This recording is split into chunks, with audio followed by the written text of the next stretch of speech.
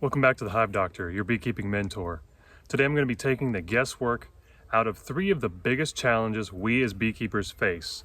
But I'm not just going to leave you there. I'm also going to give you a solution to each one of those challenges, so stick around.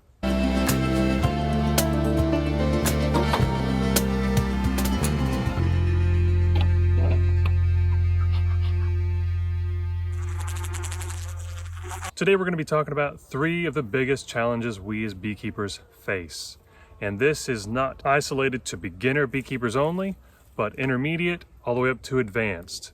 The majority of advanced beekeepers I would probably consider commercial beekeepers who have been at it a while, or old-timer beekeepers that have just been doing it in their backyard ever since they were in high school. But the 3 challenges we're going to be talking about today are queen health and productivity, seasonal transitions, and of course, pest and disease management. And when we get to that one at the very end, I'm going to go over each of the most common pests that we face and give you some ideas of how you can best overcome them.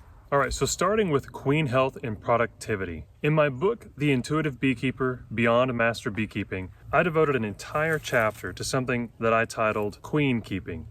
If we as beekeepers took the time to develop the skills to identify what it means to have a quality, healthy queen and maintain a quality, healthy queen in our hives, then the rest of the health of our colonies would simply follow naturally. So the challenge for a lot of beekeepers is knowing whether they have a quality queen or always struggling with a hive requeening or swarming, or getting a hive to finally get its feet under it so it can actually grow and thrive and produce the honey that you want or whatever products you're after that a colony produces.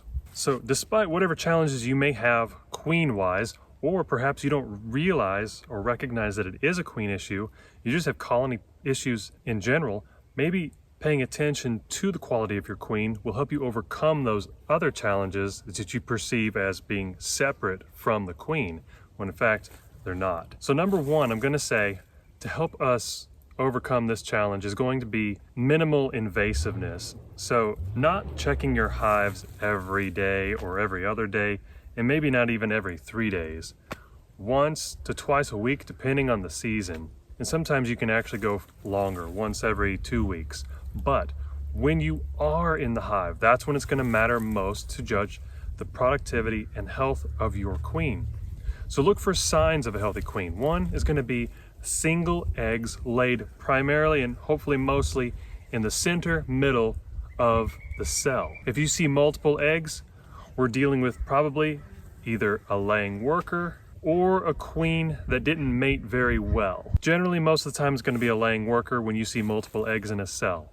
Right then, that should tell you there's a problem with this colony and it's got to be fixed. Another thing is the pattern of the brood. How is the queen laying? Generally, when you see a rainbow shape on a frame of brood, that is what you ideally want to see. It's beautiful. You've got all 3 stages of brood: eggs, open larva, capped brood, and of course, under that capped brood are the developing pupa. And then on the outside of the brood, you've got a rainbow of pollen, and then rainbowed up in the corners of your frames, you're going to have some capped honey or open nectar. But that general appearance of rainbow fashion, even if it's not all 3 stages of brood, and even if there's not necessarily pollen on that frame, that rainbow effect is what you're looking for. These are things that when we are reading a frame will help us determine the quality and health of our queen. All right, so the second challenge that we're going to talk about today are seasonal transitions. Now this can be a big one, because a lot of us are not necessarily aware of the seasons anyways. I mean, we know there's winter, it means cold, there's summer, it means hot, and then we get that spring and fall that don't last very long. Spring's nice and green, it rains, fall, beautiful colors. But what about when it comes to beekeeping? If you've been following me for any length of time, you know that I say that one of the keys to successful beekeeping is thinking 1 season ahead of time. So right now, I'm in the middle of January, and I'm thinking of what I'm going to be doing in February so that I can get my bees ready for March and April, which, to translate that for you, no matter where you're located, March and April for me is early and middle spring. So wherever you are, you've got to know your seasons and your climate. When do they start transition into becoming, and when do they begin to transition into the next. So here in late winter, early spring, I've got maple beginning to bloom. And I know that that tells me that the inside of the colony, the queen has begun to increase her egg laying rate. So that's going to help dictate for me what beekeeping tasks I need to be working on and thinking about so that I'm ready before my bees swarm. I might need to split them and use their swarming tendency to my advantage, their increase in population. So it's important to recognize each seasonal transition. Coming out of winter, coming into spring. Spring's going to be pretty clear, but at what point and what's happening from spring transitioning into summer, at which point Varroa might start to increase their population. And then we need to know that transition from late summer into early fall so that we can begin prepping our colonies for the end of fall, coming into winter, and ultimately completing that cycle by coming back into spring again. Seasonal transitions and the tasks that they call for us beekeepers are crucial. And what you want to do is learn when the seasons begin, how long they last, and when they end in your particular climate area. And one solution I recommend to do this is perhaps join a beekeeping club or find a beekeeping mentor, an old guy who's been around that area for a long time.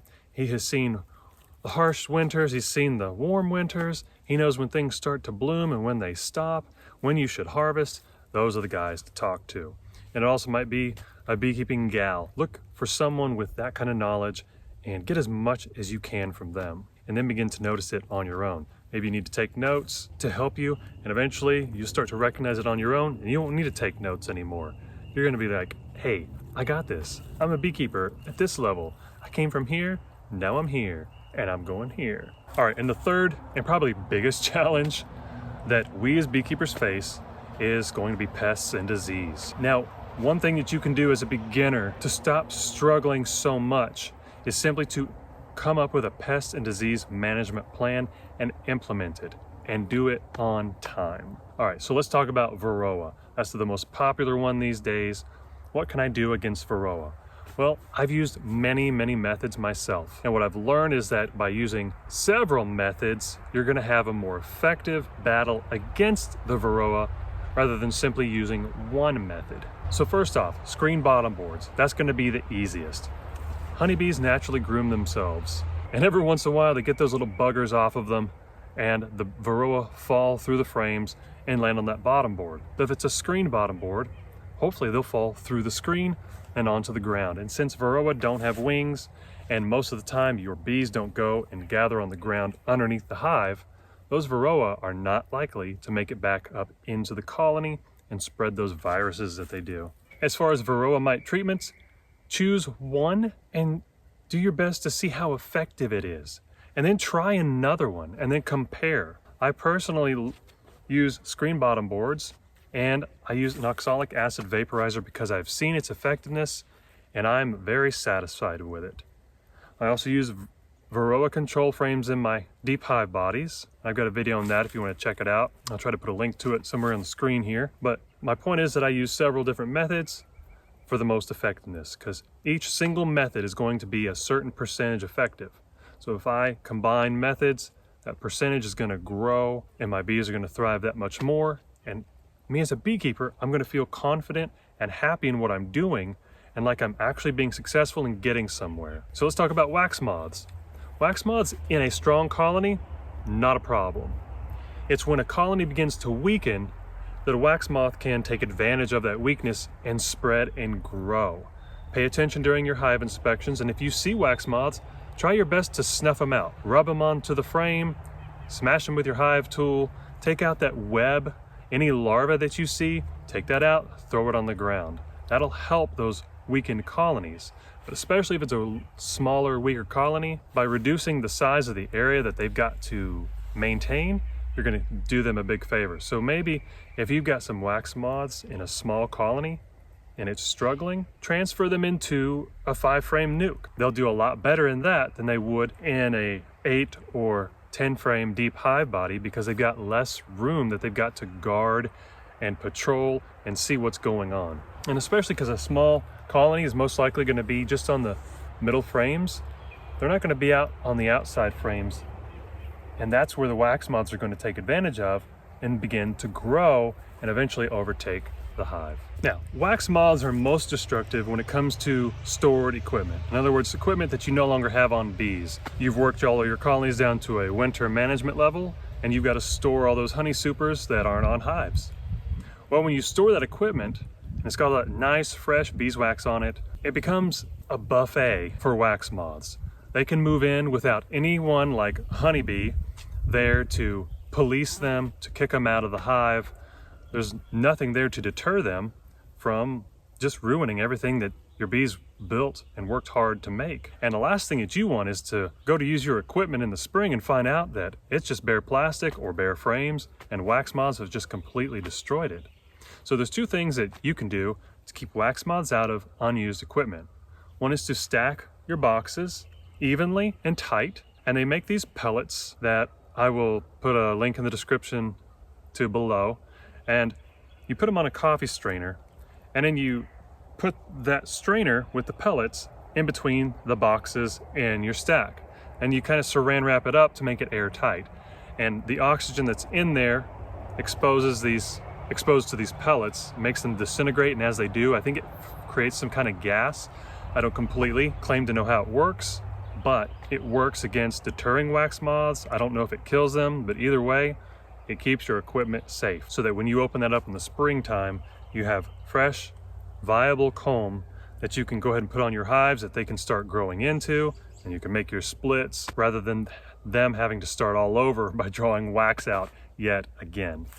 Now what I do is I use the winter freezing temperatures to my advantage. I stack my unused equipment outside. I stagger stack it so that the cold winter air can ventilate through. Of course, I cover the top with a hive cover and then a tarp so that I don't get rain and thus moldy frames.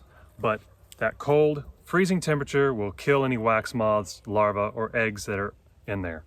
That way in the spring, I've got viable comb to go ahead and use and give my bees a head start so that I can split my bees and continue to grow. All right, so let's talk about small hive beetles now. First off, small hive beetles thrive the most in humid environments. The first thing and the best thing you can do is to have a well-ventilated hive, and a screen bottom board is going to go a long way in dealing with that. Now you also notice up in the top I've got a 7/8 inch hole drilled, and I've got a quilting box on top, and the lip of my hive cover is kind of covering it, but there's 2 holes on each side of my quilting box. Now I've created the ability for natural ventilation, and the bees are going to take that to the next level when they're fanning their wings inside of the hive to get that circulation flow really going. So it's going to have less of a moist environment inside the hive for small hive beetles to thrive. The second method you can use against small hive beetle is using those little things called Beetle Barns. They're little square traps, and they're very flat and they're thin so that you can place them on the bottom board, or you can place them between 2 boxes, or you can even place them underneath the hive cover. And these things have 4 entrances on each side of it. And the idea is that when you pop it opens like a clamshell, and you put some beetle poison in the middle of that, and then you close it. And the entrances are too small for honeybees to get into to be exposed to that poison, but beetles are just the right size, and beetles love to hide from bees. So they'll look for places to hide. That's why beetle traps work so well. And they'll get in there, they'll eat the poison and die. The downfall to this method is that those small little entrances, the bees will eventually propolize shut. So you've got to come along and check those on a regular basis and clear those entrances off with your hive tool and remove the propolis, open it up, clean the dead beetles and the old bait out, rebait it, close it, and reload. But another method that's probably a little bit more effective and easier are the little trays that you fill with oil and that sit between 2 frames. They're low profile, they don't take up any extra room. You just can't tip a hive when you're using that because the oil will spill out of it and go everywhere inside of a hive. And you don't want bees getting oil on them. And that's yet another thing that's going to need regular maintenance to come and check and clean the old dead beetles out of. And you might need to put a little bit more oil in there. It doesn't take much oil at all. But these are great ways to maintain small hive beetle populations. You want to get the beetles dead in their adult form as a beetle before your hive is ever taken over by larvae. It's the larvae that really trash a hive and slime it. But generally that only happens when you've got a weak hive. And of course there are other pests and diseases that beekeepers deal with and that colonies can be overtaken by. But those are the three main ones that I'm going to cover here in this video today. And so the gist of what I'm saying, I want to leave you with this, is that come up with a plan, do your best to put it out on the calendar, and stick to that as a regimen so that you can know if you're going to get consistent results because you are being consistent as a beekeeper yourself. Let me know what you think in the comments below. I'd love to hear what you do, your methods, and how you keep things under control. Don't forget to tell your friends about the Hive Doctor. Drop me one of these, and I'll see you in the next video.